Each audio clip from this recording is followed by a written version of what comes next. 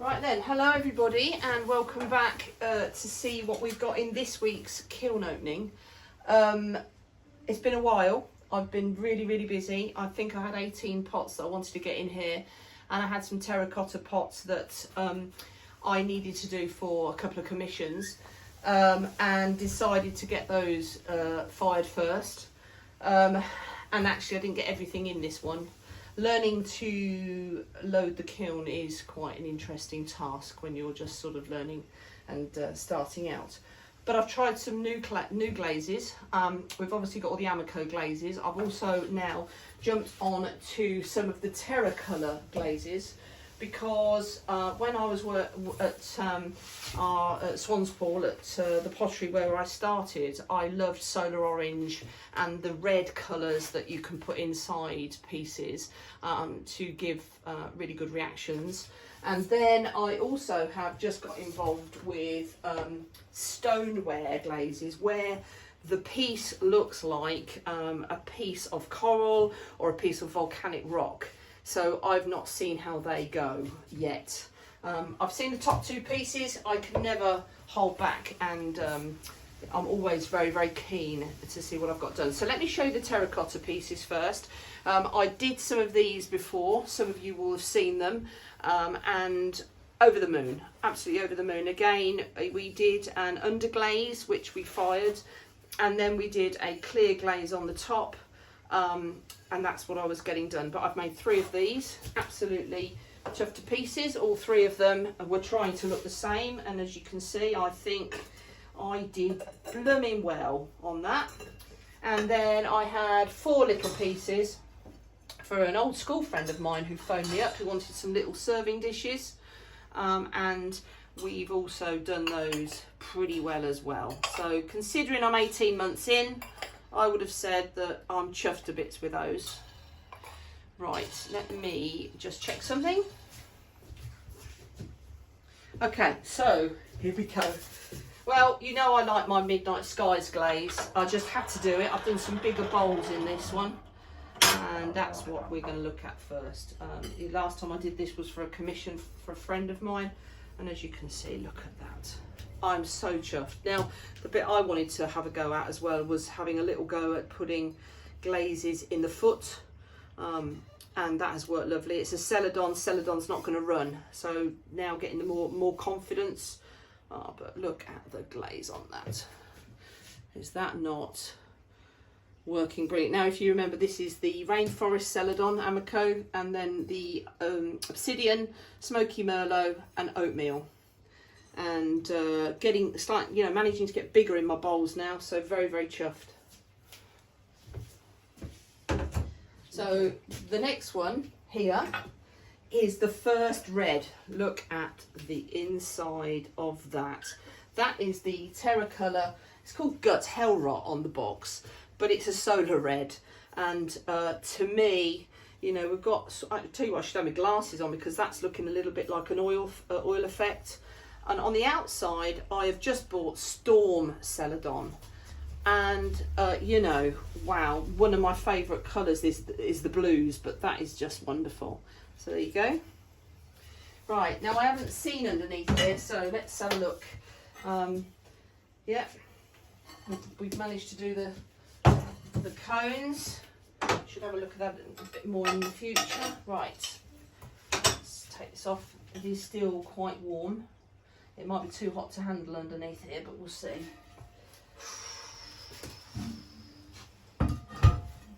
So,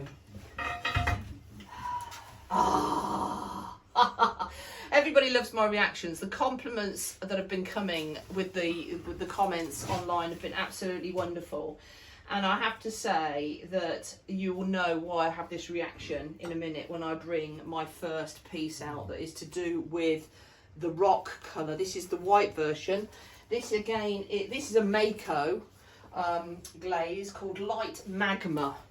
But inside, look, I have done the red. Now, that is wonderful. I might have to just run in the house or ask somebody to go and find my glasses. Could you find my reading glasses? because I want to see that at its fullest. Now that is a bit warm. I've actually got a few people watching me do this kiln loading today.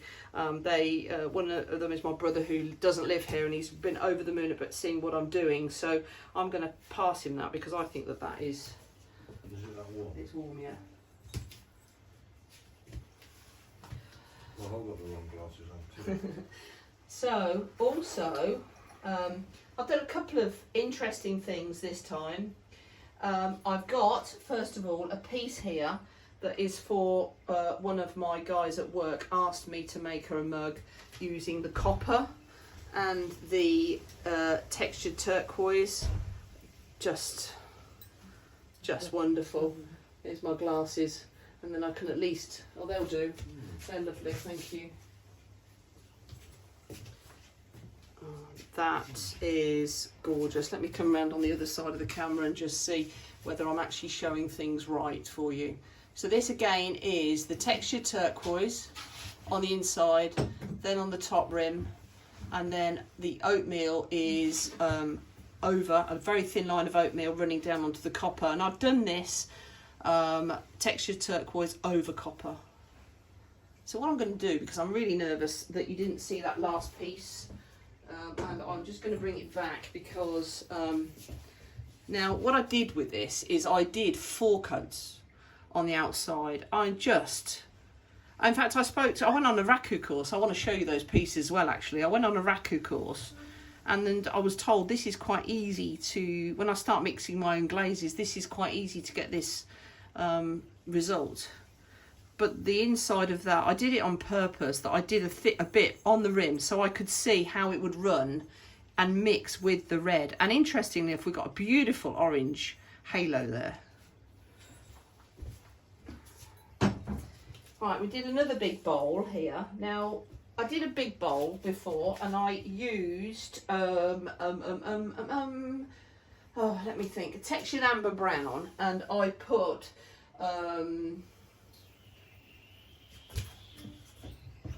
iron luster over the top and got an effect that looked like fish scales. So I decided to repeat the same thing on a bowl. And around the top I put oatmeal. So I need a towel. This is quite warm. I'm going to clean the towel. As we all know, in a pottery we will have lots of towels. So did some carving again with the diamond core tools, and I did oatmeal in the inside. Look at that.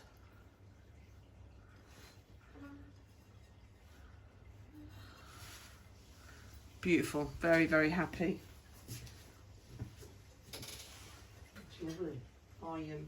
I'll talk to you about that in a minute. Right, what else have we got going on? Well, I knew it'd happen. No, Mum. So what I did here is I have been and bought now True Celadon to see what True Celadon does, and I was watching the Amaco program that was talking about using obsidian Celadon underneath to highlight the cuts. That's new to me, this one. This is True Celadon. It's an interesting colour. I'm not sure the cuts with the black are too pronounced. Still interesting, still very nice. Got a nice texture on the handle.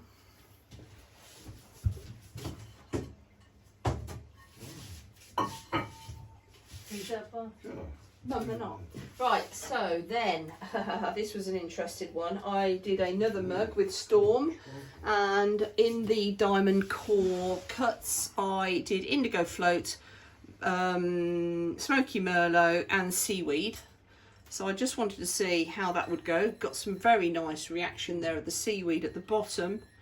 I think everybody will agree with me at this stage, and with all these choices of glazes we have, it's really constantly about testing and seeing what will work, and if you want to repeat something, and whether you're happy, you know, with the fact that, you know, with the Celadon you've got different marks on the inside, you're seeing the clay through it, so that's interesting. So, oh yeah, interesting. I've gone into making some mega mugs. One of my guys at work had a mega mug, It was about 20 fluid ounces, and it seems to be about 18 fluid ounces is what everybody's on about, is for a really, really big cup of tea. So this is one of the mega mugs I've made. Obsidian, and then I put seaweed, Smokey Merlot, sapphire float and indigo float, really as a test piece for me to see what works without any oatmeal. So kept it obsidian on the inside, which is lovely. Smokey Merlot. We had some crossovers. We've ended up here with a reddish colour. I wonder if I put a bit, I might have put a bit of chun plum in there. I did. So this is the sapphire and seaweed, but the indigo float is a win. Look at that.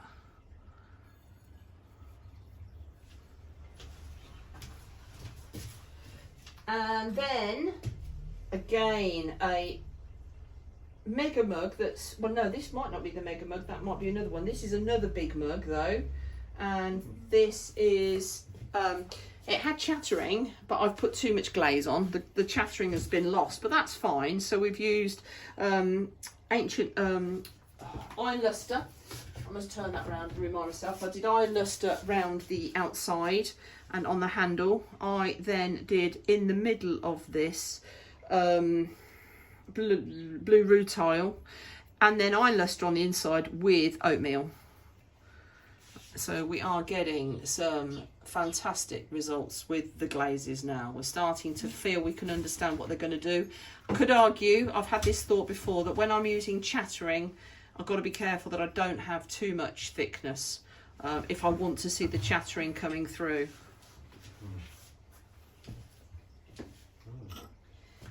So I love my Smokey Merlot, and as I said, I typically always get sucked into doing stuff with oatmeal because I like to see the blue reaction, but I thought this time I would just do obsidian and Smokey Merlot and just have the purple sort of hue on it. Probably I could argue not enough on the outside. Inside, 2 thick layers on top of 3 of obsidian, and I've got a really beautiful colour there.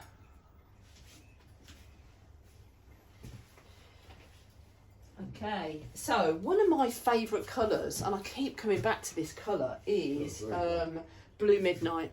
I had the jug that I made before, and with the jug, if I grab it, with the jug, what I loved about the jug on Blue Midnight was I really loved the way the diamond core tool, the glaze moved, and I absolutely love that. So I did it again on one of my mega mugs, and look at that. That has really worked tremendously well. So I did squares, cut them with the diamond core. The middle was very random. I've kept the inside snow, so it's white inside. But again, now this has got a thingy stuck to the bottom of it, so that's interesting. We'll see. Good. That just came off. I'm chuffed to bits with that. Beautiful. Love that. Love that.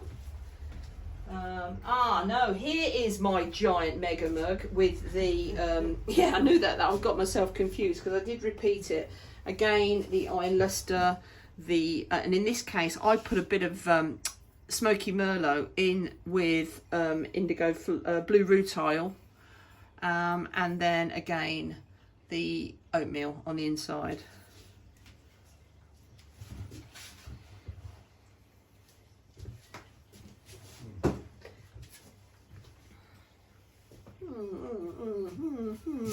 I was playing with the vase, and I did obsidian, textured turquoise, blue, chun plum, black, snow, obsidian, obsidian. No, that isn't. What is that one? That's sapphire float. Did a bit of copper, bit of indigo float, and just played.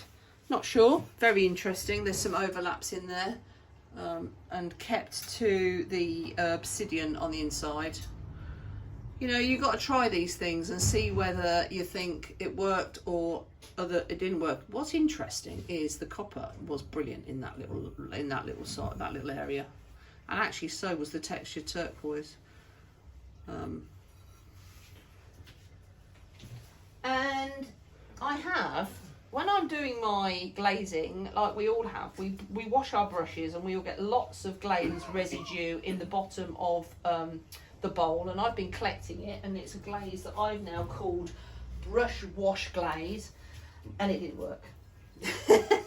So I tried it and I wondered what I'd get, because I had, when I brushed it on, I had loads of different colours.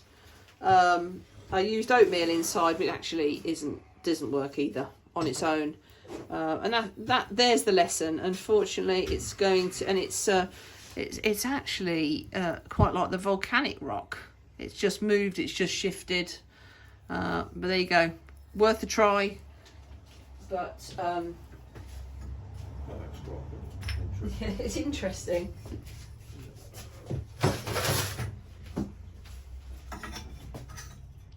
Obviously, I was on a court that was a bit of glaze. I don't know what that was.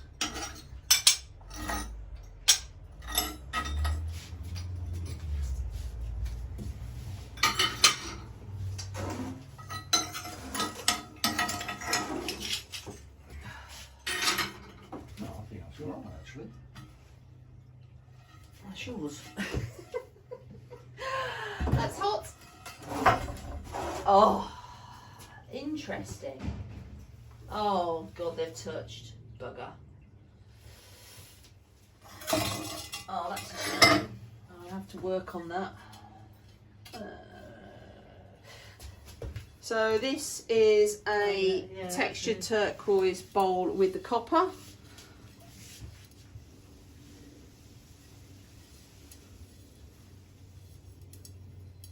Can you hear it pinging? Copper pings. I think I had a bit of chattering on the outside there, clearly. Apparently this copper will ping for about 4 weeks. It's lost its shape a bit, and interestingly enough, we were short in size in there, and we had the other piece I'm going to bring out now sitting over the top of that, and we've got a little bit of work to do. I can neaten that up and deal with that. Nice colour. And then, interestingly enough, we have got the... So that is where I've had the copper glaze next to it, and we've got a bit of a loss. That is very interesting, isn't it? Look at that. It is like magma. I thought it'd be darker, maybe. And then the lovely red on the inside. Look at that. So I thought I'd get more orange, because what I did with this was I had the solar orange in the middle and then the red around the outside. But this is the game with this. Or looks like actually I've had the yellow and the red on the middle. But this is the game with this, to get to play with that. But it's not slipped, so that's nice. So there you go. That is the kiln opening. So far, all very good, all nice. I'm going to have a little chat with you about the fact that in Milton Keynes we have a company that do raku days, and I was overwhelmed. It was all brilliant. Socially distancing was great. If anything, we had a day that was too hot, but there was about 7 of us on the course, loads of room, and I had a great time, and I wanted to learn a little bit about naked raku, and I wanted to obviously do normal raku. I took some pieces over with me. I took some pieces that were made out of raku clay, which meant they had a really heavy grog, and I took some pieces with me that had a very light grey, a light amount of grog, and that meant that I could do some better work really. And then with the naked raku, as you know, you've got to sort of burnish it with a pebble. So I'm just going to show you a few pieces that I made there, and had a really great time. So if you haven't played with raku, can you hear the copper plate pinging? If you haven't played with raku, then this is a piece that I have made with the turquoise colour inside. Absolutely loved it, and had a really good day. I've actually done a video. I'll be putting a video together about my day there, and that will be going up shortly. I need to finish it. This is another piece which is green on the inside, and I love this piece. This is gorgeous. You know, if you've got the cobalt and the copper and all the different colorations and the reduction firing on some areas. This is one that I did with the just the raku clay, so it's rougher, a lot rougher. Again, lovely, but very different again. There's another little one that was quite interesting.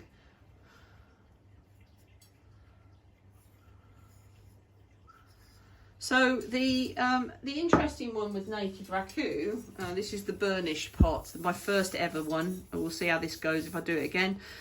This has a thin layer of slip put on it, and then a glaze, and then when you're putting it into the heat, you're hoping that all this will hold the white and it'll crack.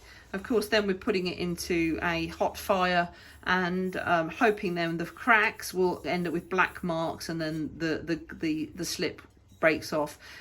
This didn't go quite right. I think the slip was on too thick, but again, it was a great starting point for learning, and it absolutely feels beautiful.